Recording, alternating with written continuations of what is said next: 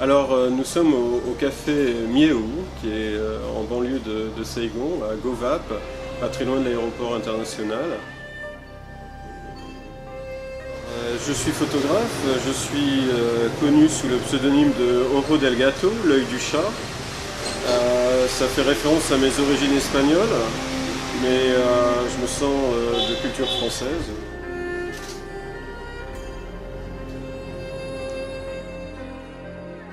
Je suis né en Afrique, mais j'ai toujours vécu en France et j'ai une culture qui est extrêmement française.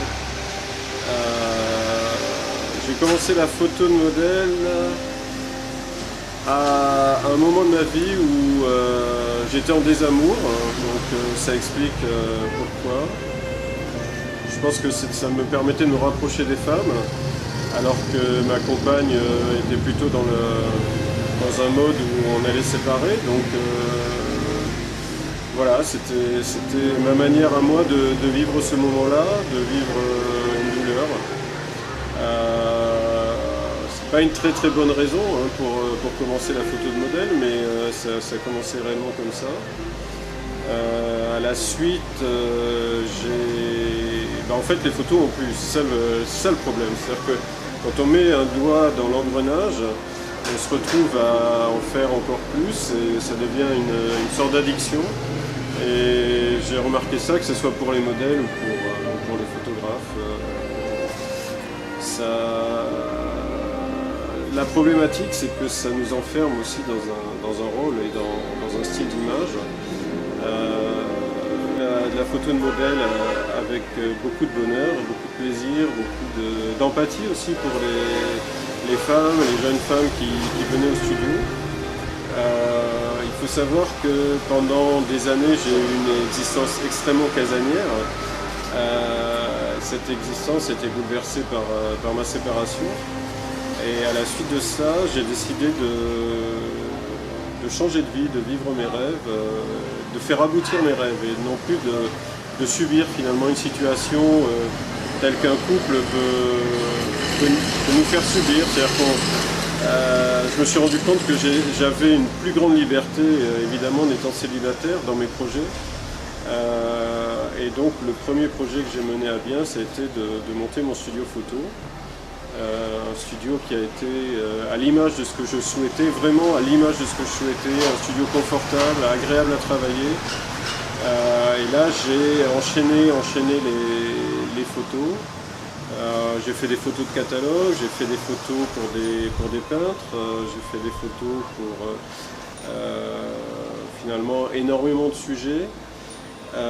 Et bien sûr, toujours mon thème de prédilection a été la femme et a été la féminité, a été ces rencontres finalement éphémères qui font que on est dans une bulle très particulière lorsqu'on photographie une personne. Pour moi, c'était l'aboutissement vraiment de la photo. Avec un paysage, on a peu de dialogue, on a un dialogue avec soi-même, mais peu avec l'autre. Et la photo de modèle, ça permettait d'avoir un dialogue avec l'autre. Et ça, vraiment, ces moments, ces parenthèses enchantées, comme je les appelle, m'ont permis en fait de vraiment travailler aussi sur moi-même et sur ma relation à l'autre. Comme je pense, le modèle a le même genre de sentiment lorsqu'elle pose pour un photographe, surtout en photo nue où on touche à l'intime. Et c'est ça qui est extrêmement intéressant et touchant. À la suite finalement à l'aboutissement de mon rêve, à l'aboutissement de la création de ce studio, après quelques années de vie dans cet espace, je me suis retrouvé à la fois enfermé dans mes contradictions, à savoir que j'avais réalisé un rêve, mais est-ce que c'était l'aboutissement de ma photographie? Est-ce que je m'arrêtais à ça? Est-ce que j'avais l'impression de faire de la redondance, de changer de modèle mais d'avoir les mêmes thématiques? Et je me sentais en fait prisonnier de l'image que je m'étais faite, de l'image de photographe de femmes. Beaucoup de jeunes femmes et de femmes de tout âge venaient me voir au studio de tous les coins de France.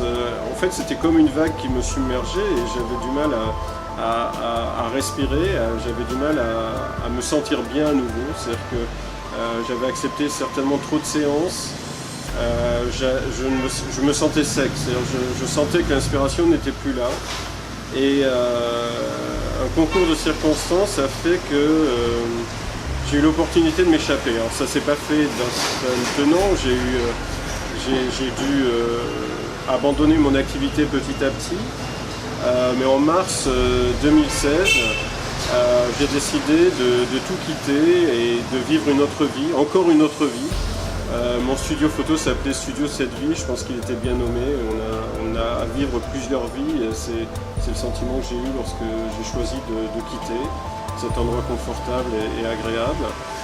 Et j'ai quitté d'une manière extrêmement soudaine pour moi et en totale rupture avec tout ce que j'avais fait jusqu'alors, puisque j'ai eu l'opportunité par internet de connaître Christophe Mahé, pas le chanteur mais un très très bon navigateur, un excellent capitaine qui m'a proposé de traverser l'Atlantique sur un 40 pieds, donc un petit navire, on était 3 dessus, le capitaine et notre équipier, un dessinateur excellent.